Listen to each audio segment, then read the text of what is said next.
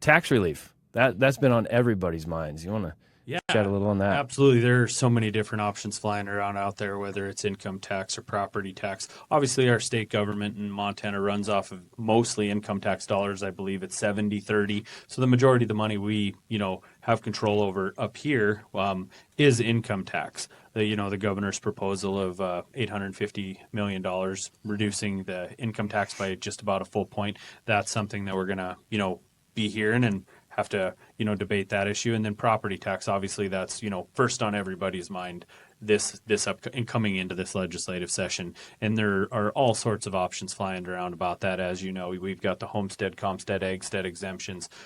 We have using lodging and tourism dollars, the bed tax dollars to buy down property tax, and so many other different options out there to deal with this issue. And I believe that this session will hopefully get some meaningful change put into property tax and income tax relief.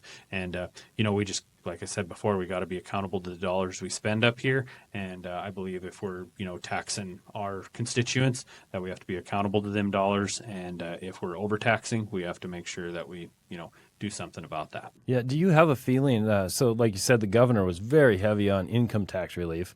And I just love the idea that we're talking about tax relief. We're arguing over tax relief. Exactly. And the few conversations I've had outside this building, it's like, boy, that's, not a bad place to be in, right? With this surplus, and there's also many different options out there with, putting this, revenue in buckets for rainy day. Do we want to give it all back? I think there's a space in there for us to work and kind of get everybody some of what they want.